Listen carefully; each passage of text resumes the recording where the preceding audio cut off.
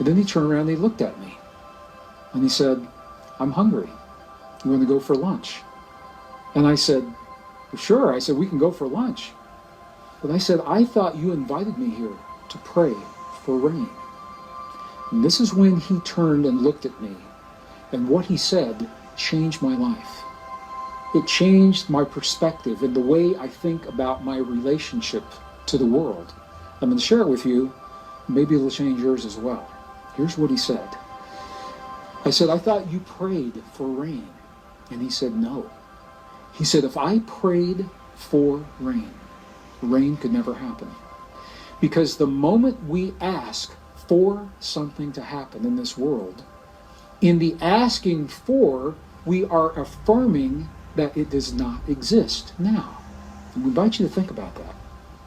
When we ask the universe for something, we are implying that whatever we're asking for, or asking about, or asking to appear, or asking to happen, is not present in the moment.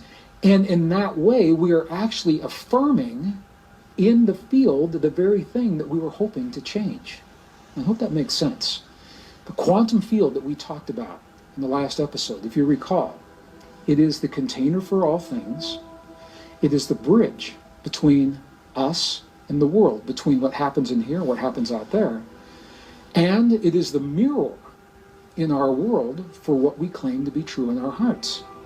So if you think about that, it makes perfect sense. If you're asking for rain, as I thought my friend David was going to do, if he asks that, then the field interprets that as him asking for no rain, because the rain's not there. So I looked at him and I said, David, if you didn't pray for rain right now, what did you just do? And he said, when I closed my eyes, he said, I felt the feeling as if the rain has already happened. I felt the feeling of what it feels like, he said, to stand in my Pueblo village with my naked feet in the mud. And the mud is there because there's been so much rain. He said, I smelled the smells of what it smells like when the rain rolls off of the earthen walls of our Pueblo homes. He said, I felt the feeling of what it feels like when I walk through the fields of corn that are this high against my naked chest, and they're this high because there's been so much rain. He said, I felt the feeling of what it feels like when my prayer is already answered. And then I gave thanks for what has already happened. He said, in those few seconds, I felt the feelings and I gave thanks for the rain that has already occurred. This is a very, very powerful story to me, and it illustrates a quantum principle, because there is a huge difference between working toward an outcome and beginning as if the outcome is already present. I invite you to think about that. When I was a young boy growing up in a rural community in northern Missouri, I spent a lot of time working in a farm environment, in a rural environment, baling hay, mending fences, training bird dogs, feeding cows, all those kinds of things. I get cuts and bruises on my hands, my legs all the time. I remember my mom would always say to me, and it was very well intentioned, but she'd say, the healing will happen slowly over a long period of time. She said it'll heal a little bit today, a little bit tomorrow, a little bit the next day, until pretty soon it's all gone. And if we embrace that, if we think that way, if we accept that, that is precisely the way the healing happens. This is a linear way of thinking about the world. And I'm not saying it's right, wrong, good, or bad, because there are times in our lives we definitely want to think linear, okay? Definitely want to think linear. When you're putting together, if you're working on an assembly line at an auto factory and you're putting together the car that I might drive later in that year, I want you to be linear. I want you to do everything step by step by step, working toward the goal. When the scientists designed the space shuttle to take, or the Apollo capsules to take a human to the moon and back, it was a linear process, step by step, each one building on the last. So I'm making a distinction here. There are times when it's good to think linear and good to act in a linear way.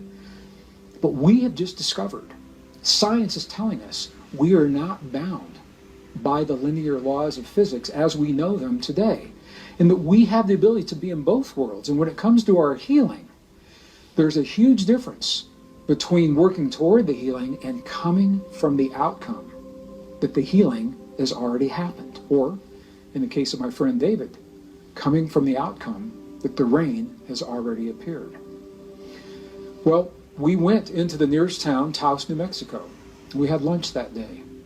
And by the time I came back onto my property later that afternoon, something began to happen that we had not seen for a very long time. Big black clouds were rolling in over the Sangre de Cristo Mountains. And it started to rain that afternoon. And it rained and rained and rained. It rained all afternoon. It rained all night. It rained all the next morning. It was a mess. There was so much rain. The roads were flooded. The fields were flooded. Cattle were stranded. Crops that remained were ruined because the ground had been so dry it couldn't accept all the rain. And I called my friend David on the phone. And I said, David, this is a mess. I said, what in the world is going on? I said, it has rained since I saw you yesterday afternoon. It hasn't stopped. And he was quiet just for a moment. And then he said to me on the phone, he said, Greg, that's the part of the prayer that the elders could never describe to me.